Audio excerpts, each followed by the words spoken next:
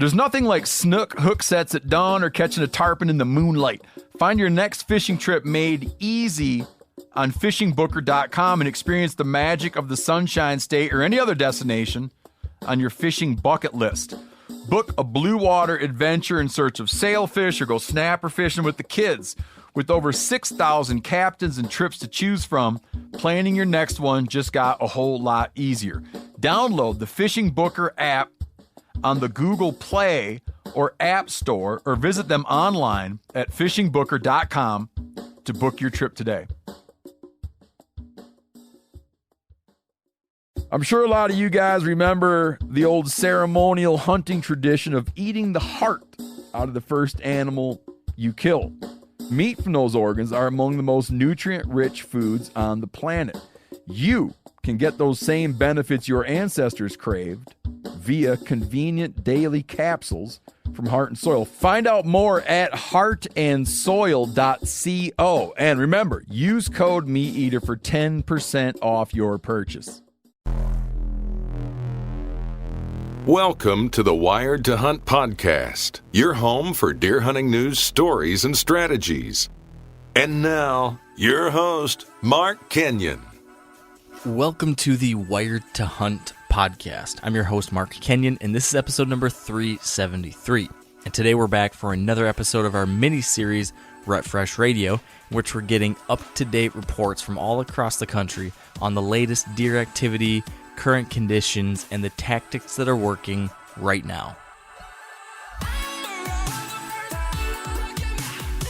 All right, welcome to the Wired to Hunt podcast, brought to you by Onyx. And today we are back for our Rut Fresh Radio mini-series. You know what this is all about. We're going to be chatting with a handful of deer hunters from all across the country, and they are going to tell us about what kind of activity they've been seeing, what activity they're predicting coming in the future, and how different conditions and factors and sightings are influencing what they're doing as hunters. So that's the game plan. Spencer Newhart leads the charge on all of those interviews, and it is a very exciting time for me, personally, selfishly, because we are right on the precipice of the Michigan bow hunting season, Spencer, and I'm very excited. I've got like the full-blown, I can't sleep at night, I'm looking at pictures, I'm looking at maps, I'm looking at my weather forecast over and over. That whole thing has 100% enveloped me right now, man. So I'm glad we can do this chat because I'm chomping at the bit. I like it. I saw on social media that you just had like a trail camera update. Can you tell us more about that? And like, where are your trail cameras going to be now as we get into opener? Yeah, so I posted a bunch of pictures from the back 40. And exciting news over there, we have a big turnaround from where we were last year. This time last year, if you remember, Spencer, or anybody listening, we had gone and checked trail cameras in mid-September last year when Steve and Yanni came out for their squirrel hunt, and we hadn't had like a single decent buck on trail camera all summer and early fall. It was really disappointing, frustrating, and as you know, a lot of the season was that way too. I had that one great encounter and killed the white-ape, but a lot of the rest of the year was kind of frustrating. Well, we made a lot of changes last year in the spring, and I don't want to pat myself on the back too much, but something's going right because we're getting a lot more activity on cameras. We're seeing a lot of bucks. There's probably, I don't know, 3, 4, 5 bucks that, you know, I think would be considered shooters by myself and or our guests. A couple definite 4-year-old or older bucks, a couple 3-year-olds, bunch of 2-year-old kind of, you know, nice little 10-pointers, little 8-pointers. So, yeah, the cameras they're lighting up right now. And most of those that I have placed, all I was checking and posting the other day were cell camera updates. And those have been placed just in transition zones between food sources and bedding. And so there's one cell camera that is in the edge of a bean field, not the edge of a bean field, but it's in between a neighboring bean field and the cover on our side. So we're catching these deer that we're feeding in those beans in the summer, heading back to heading back to bed on ours. And then there's another camera that's set back in the honey hole, actually, which is this really cool area of cover on the farm, and there's a big white oak tree in there that's just raining acorns. So what we're seeing is that there's still some deer coming off of those beans, and I'm sure there's some oaks scattered on the edges of these fields that they're feeding on too, but they're heading back into bed on ours, and then they're going into that bedding area in the honey hole, and they're feeding on those acorns heavily during daylight still. So that whole acorn thing, I think, is going to be something I'm guessing you've heard from our guests or will be soon, because I think they're dropping in a lot of parts of the country, and they're definitely keying in on those here. So, yeah, that's what's happening in the back 40 at least. It's that time of year.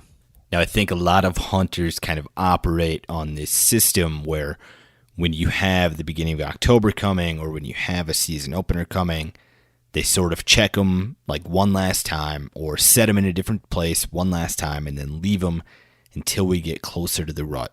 So my question for you, Mark, is if you had to leave your cam soak for like the next month, where would you have it at? So I try to shift most of my cameras to my fall locations at the very end of summer. So the very end of August or early September, I basically shift everything to the spots I want them for October and November, which in most cases will be, they can be in different spots, like these transition areas I mentioned or the edge of food sources, but the most important thing is I want them on scrapes. So that can either be a natural scrape, like a spot that every year that becomes a scrape, gets hit by multiple deer year after year after year, that kind of community hub. I like having cameras on those, but I'll also create scrapes in places that I want them. And those, as we talked about a lot in the past, these scrapes just act as this kind of local water cooler, and all the bucks like to check in, see who's been here, what's going on, and kind of leave their calling card too. So they're a really good place to get an inventory of what's there, who's in the area right now, how early in the day or late in the day are these deer starting to move. It gives you that, I don't know, it's like a thermometer on activity. So I may not be hunting in these places, but it's going to give me a good check-in on what's happening in the area and who's here. So most of my stuff is set in those locations already. Now, these two cell cameras I mentioned are in a little bit unique spots. They aren't on scrapes. Well, let me take that back. I did create a mock scrape in front of both of these cameras. They were set in these transition spots that are hard to get to, but I also still create a mock scrape in front of both. So that's all to say, if I was moving something right now, which I'd rather not. I'd rather not go in at all right now and just wait until you're hunting. But if I had to move things around, I'd be doing exactly what I described. I'd be putting these on scrapes or mock scrapes. I would not be going back into the cover and crashing around. I would only be putting these in easy-to-access places where I'm not going to spook stuff. Because, again, I don't want to apply a lot of pressure until I'm actually hunting. So for me, in Michigan, opening day is October 1st. That's next week. I'm not pushing into anything right now. I'm only checking cameras that are cell cameras. I'm not going to walk all over the place and check these things. And I'm just going to observe from a distance as much as I can. So on my back 40 place, we're observing via trail cam, cell cam. On another one of my local Michigan properties, I've got this really cool hill area where I can observe a lot of the farm. So I'm doing some evening scouting out there and just watching from a distance. But I don't want to. You don't want to go in there setting stands and messing around with cameras 5 days, 6 days before the hunting season. You know, the deer can't tell the difference between you hunting and you doing that work. It's all the same to them, and it's all going to result in these deer not wanting to move in daylight as much because of it.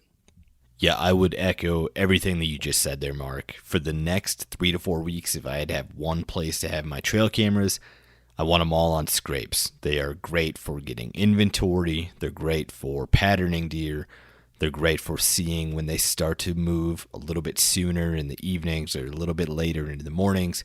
I just really want my cameras on scrapes for basically the whole month of October. Now, we're going to talk about that same thing with all 4 of our guests this week, which include Dean Siemens from Delaware, Josh Genthy from North Carolina, Travis Thiel in South Dakota, and then Michael Hunsucker in Missouri.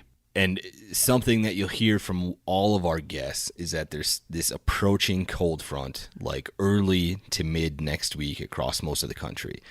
Now, this is like almost the unofficial sign of fall, right? Yesterday was the first official day of fall, but when we start talking about the first cold front, that's like the most exciting time, I think. And every year, Mark, when we do Rut Fresh Radio, in like early to mid-October, when we get a good cold front that's very timely, it seems like all sorts of deer get killed. Now, the time of this cold front isn't great because it's like sort of between, this coming weekend and the weekend after that, of that Tuesday, Wednesday. But say that cold front did land on like a Saturday and Sunday and everybody can be in the woods. What would you want to be doing for like a late September setup or an early October setup when we have a great cold front like this one coming, where in some parts of the country from like Friday's high to Tuesday's low, we're looking at like a 50-degree difference. What would be your strategy then? Yeah, like you said, there's nothing that's going to get me more excited this time of year. And for me, late September, early October, it's still a food game. I want to know what is the number one food source right now, or I want to know where is my buck. Like if I'm just after deer, then I want to know what's the single most attractive food source right now. And then if I'm after a specific deer, I want to know as best as I can possibly figure out what is he doing, right now, or what's the most recent piece of intel I can tell about him.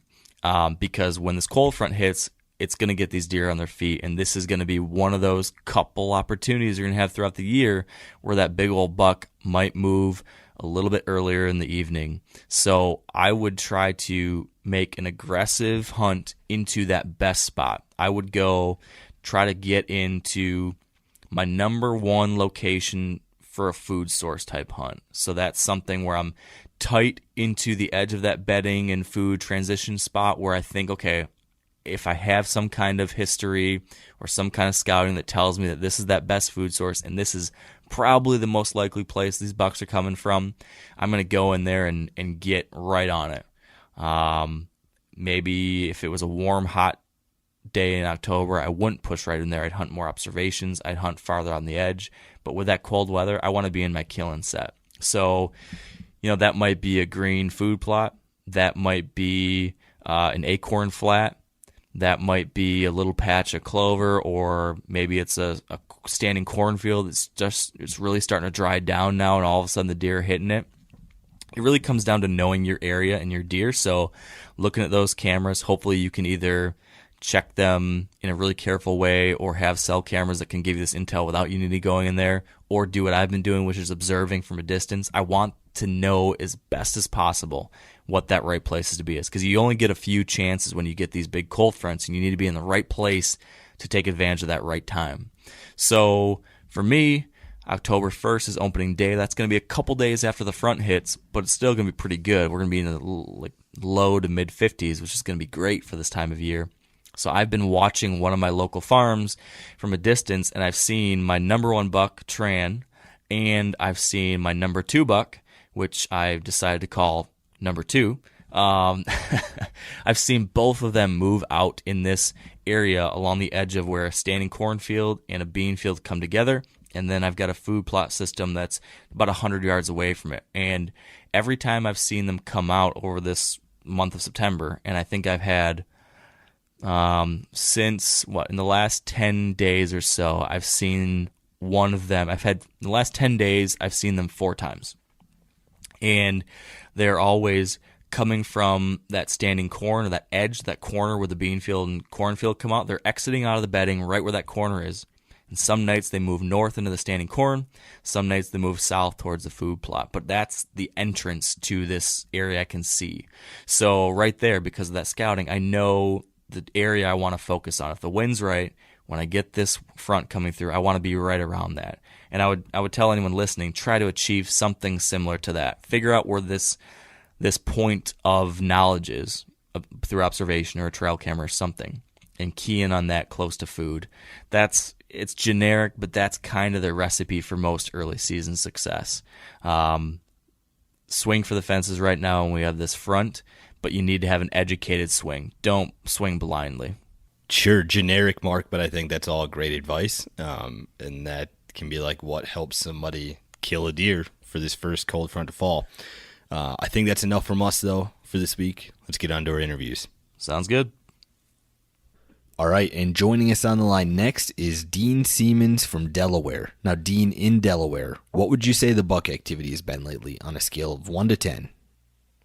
Well, I might have a little bit of a bias point here, but I have to say we're kind of right in the middle, just for the fact that buck activity has been really good for us a couple weeks ago. A few things went down, and then now it's been a little scattered. So yeah, I'd have to stay with that 5 mark. I know you had some crazy weather there before the opener. Can you tell us about that and how that affected things for hunters? Yeah, that was by far the craziest thing I've had preseason. So I don't know if you guys knew about, I'm sure you know about the hurricane that came through. But here in Delaware, it brought, I believe it was about 5 to 8 touchdowns of tornadoes. And with that, brought all kinds of trees down, tore fields up. I mean, it threw us for a spin. So it took all the bucks that we had on camera on one of our private spots and pushed them all to somewhere. Hopefully they're still out there, but yeah, we're hoping to see them back. What food sources should hunters be focused on in that part of the country right now? I know we've been having really good luck with the normal corn. We're Delaware having a lot of cornfields and stuff around. It's a primary source for the deer. They're used to it. But I know early season acorns start dropping, and in the deep woods, that's kind of one of our go-to spots. If you can find some acorns, especially on public land where you're not allowed to do any baiting, that's definitely a key spot. So I keep that on the radar. When you're going into a new piece of public land in mid to late September, what are you looking for on those properties? I know early season right now, since we're thrown for a little bit of a loop, we're bouncing around to a couple public spots that, we've hunted in the past, but we kind of backed away from because we thought we were pretty set on our private land. So we're being careful. We're trying to get in and out during some rain, keep our scent, down. If you can't get in there like that, obviously suiting up, spraying down, and we're kind of working in on some of the trails, trying to get back into some of the deeper terrain, find where some nice are. If it looks like we're getting near some bedding areas, try and back out, and we start kind of doing circles around that, finding whether there's a acorn in, whether there's an area where they're going to water, basically all that little pre-rut scouting. And a lot of times on those thick runs, we get the rubs and scrapes. So we're honing in on them, marking them on the maps, and we're hoping it all pans out this year. Is water a focus for you this time of year? I would say water's a focus this time of year. I would say that come the rut, I'd like to be definitely in an area that, if there isn't much water, I want to make sure I find somewhere that is, because those bucks are going to need it. They get to chasing, they get a little winded, they're going to go for the hydration. So definitely one that I want to keep on my radar. You said that you're looking for sign when you go on these new pieces of public land. Are you seeing any fresh sign that's from this year already? Yeah. Normally I feel like I don't see too much of it this time of year. I don't know if it's because we had some cool weather roll through that brought, nice 40 degrees, 50 degree weather at night, that they've actually started, doing some scrapes, and actually some good rubs where, normally it's, if you do see a rub, it's like, they're just trying to clean off the velvet. So it's, I'm pretty confident with seeing some of that stuff now. So that's going to be something I'm looking more towards. And then obviously getting into the next couple of weeks, they're really going to start tearing it up.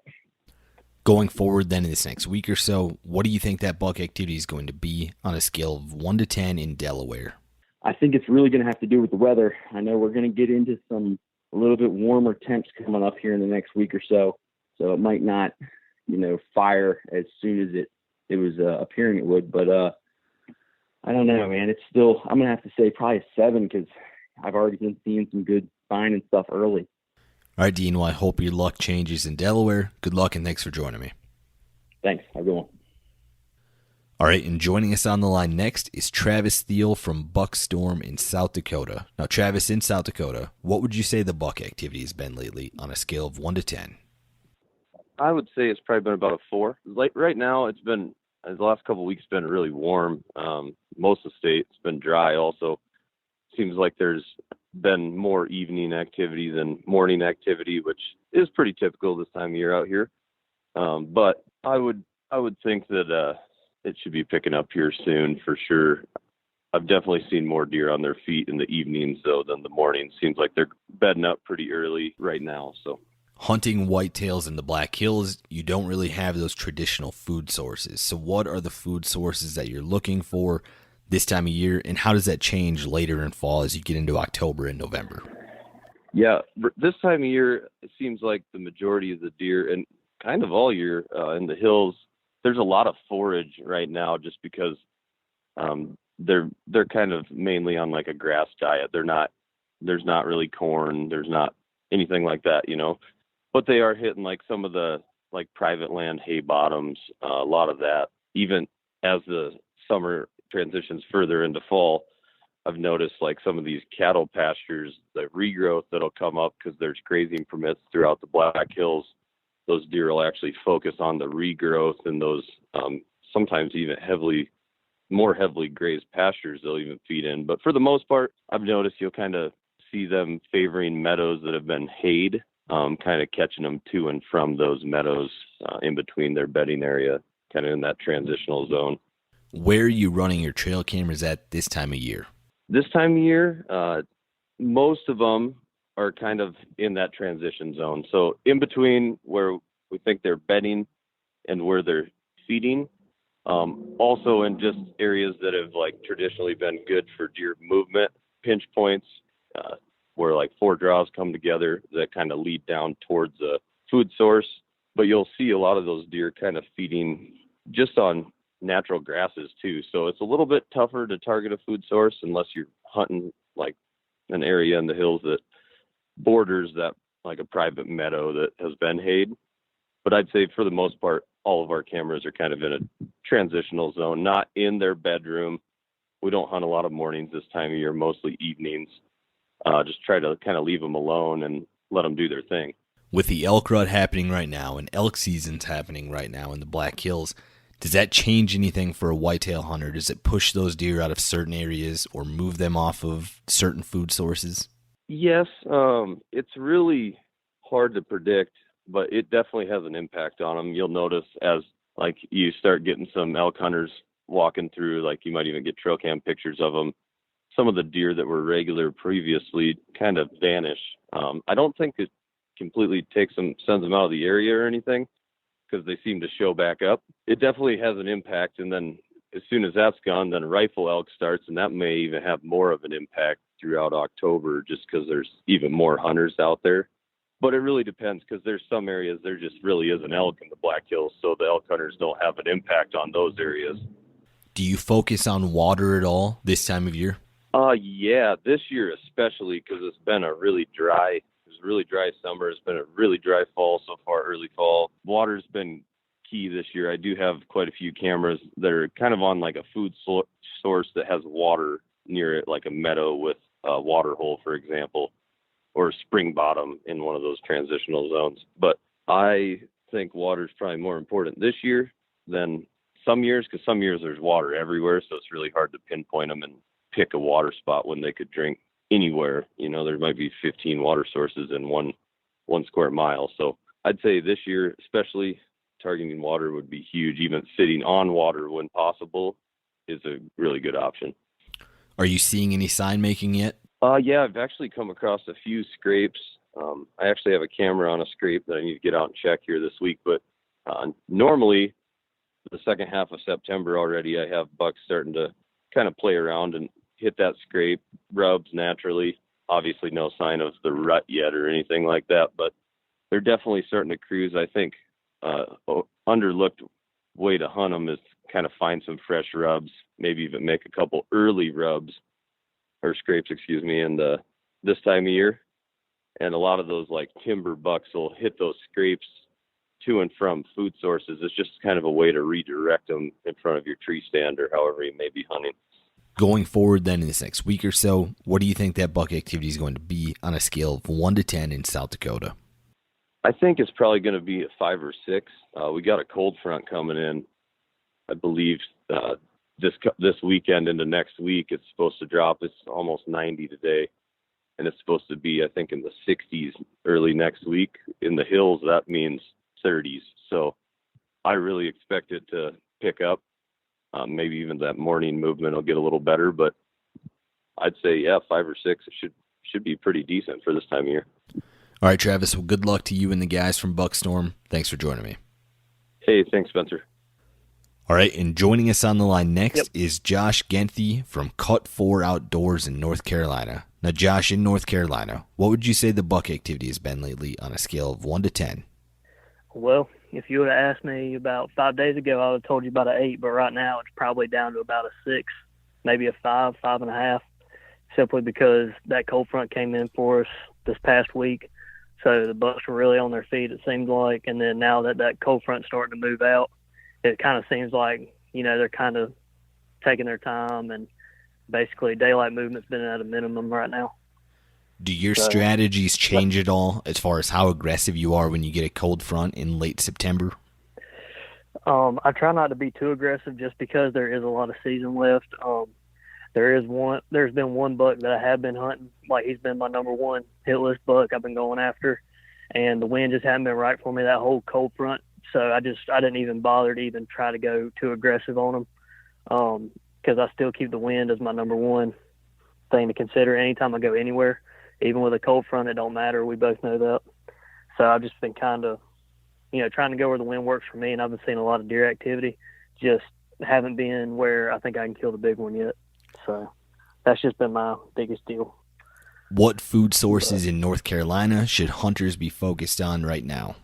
Right now, I would probably go back and kind of like your normal summer pattern activities. I would probably go back to the beans now.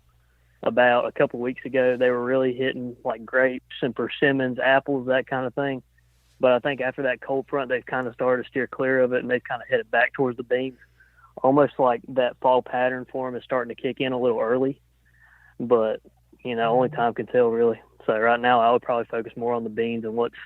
Are you seeing any bachelor groups that are still together, or have they all broken up?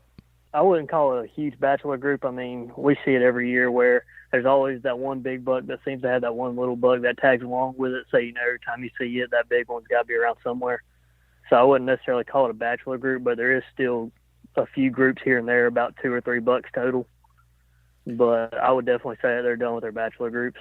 As the deer start to focus more on acorns, do you expect to see a shift in bedding as well? I would say yes, because I still think, especially in North Carolina, we're supposed to get this big warm front going in. And so as it gets warmer, they do tend to bed closer to food sources like they do in the summertime. So I would definitely look for those acorns that are dropping, that are closer to bedding, or somewhere where you think deer might be bedded up in, just because simply they're not going to want to move as much whenever it gets warm this upcoming week. So I would definitely hug in tight somewhere in between the acorns and wherever there's bedding close by. Are you seeing any sign making yet? I haven't seen anything serious. I see a couple random rubs on trees just because from where they shed their velvet, but I haven't seen anything too consistent yet. I have heard some people tell me more towards the coast of North Carolina, they're seeing a lot more sign making, I guess, because their rut starts a little bit earlier than ours does. So I've heard some scrapes on that side, but I would imagine it's going to be the complete opposite on the western side of the state, where in the mountains and the colder temperatures, there's probably, I wouldn't say there's going to be a whole lot of sign making in the west, but right here we're kind of in the middle. So I would just say we just got a few rubs here and there, but nothing too serious to focus a whole lot on. Where do you like to have your trail cameras focused in late September? In late September, what I normally do is most people put their trail cameras and they set up, whether it's over a corn pile or where they usually see deer come out. I like to get my trail cameras up as high as I can. So kind of like if you have a time-lapse feature, I really utilize those. So that way I can kind of figure out what part of the field or what area deer are mainly coming from. And then I kind of start to focus in on that. And so work my way back until where I think they're bedded at, and I try to get somewhere in between. I kind of use my trail cameras as everything. Going forward then in this next week or so, what do you think that buck activity is going to be on a scale of 1 to 10 in North Carolina? I'm going to have to give it a solid 4, simply because we're supposed to get warmer temperatures this week. We're supposed to get back up into the 80s. So that being said, I really think they're not going to move until late at night just because of the cooler temperatures at night. All right, Josh, that's great intel. Good luck with your hunts, and thanks for joining me. Appreciate it. Thank you. All right, and joining us on the line next is Michael Hunsucker from Heartland Bowhunter in Missouri. Now, Mike, in Missouri, what would you say the buck activity has been lately on a scale of 1 to 10? I would say an 8, if not a 9. I mean, it's been really, really good so far. Usually early season we're dealing with, warmer temperatures and we're looking for those cold fronts to hit, but it has been pretty cool overall, and we've had cool evenings too, which helps with everything. So we've been seeing really good buck activity. What food sources have you been focused on lately in Missouri? This is kind of interesting for us. We've been focused on brassica plots and turnip and radish plots, basically. The deer on this particular farm that I've been hunting, I've just wiped out the beans. The beans got in a little bit late and didn't get rain there for a while. We just they got in late and had a drought, so the beans are just completely wiped out. So brassicas is typically, something that they don't usually eat until, after that first hard frost when they start really keying on them, especially on the bulbs. But they're eating the tops like crazy, and they're not spending a ton of time in these plots, but they're coming early. They're moving early. They're hitting them first before they head out to the destination bean fields. I noticed on a lot of your hunts lately, you've been hunting from ground blinds. Is there some high-level thinking behind that, or is it what's just been most convenient for those locations? Man, I'm hunting with my wife and sometimes with my kids, and so the ground blind is a great option for that. Beyond that, though, just the scent containment, the movement, concealability, and the noise concealability. I mean, just those factors make hunting out of a ground blind super, super beneficial. Another thing too that we do a lot of times is hunting over food plots or hunting with mowed corn in certain areas. We can move those blinds easily to hunt different areas of the food plot, so we can have the deer, most likely to be in bow range. On recent hunts, have you seen bucks that are still traveling together, or is that pretty much over with? Yeah, no, they're still pretty bachelored up. The mature bucks seem to be kind of branched off, kind of on their own, but the 2s and 1s and 2s and even some of the 3-year-olds are still kind of hanging together, sparring, messing around, playing in the food plots and stuff. But the mature deer that we have seen have been kind of on their own. Where are you running trail cameras at this time of year? Oh man, mainly food plot edges, catching them coming to them from the food plots. Got them on time lapse mode, covering the food plots. I really love running trail cameras on natural corridors like fence gaps, fence crossings, major trails, that type of stuff, like leading towards food plots in between, food and bed areas. And, especially in Missouri, when our main farm's in CWD County, so we can't put out any sort of attractant even in the summertime. So getting pictures can be difficult, but we're mainly focusing close to the food sources and approaching trails at this moment. Won't be long before we switch over to scrape trees, and we already are seeing deer, rub their glands on trees and not necessarily pawing at the ground a ton, but they're definitely starting to hit some of those licking branches and those types of things. So that's an exciting time of year coming up. For most of the country, there's going to be a cold front moving through early to mid next week. Is there anything with your hunting strategy that changes in late September when that happens, or are you still pretty conservative at this point?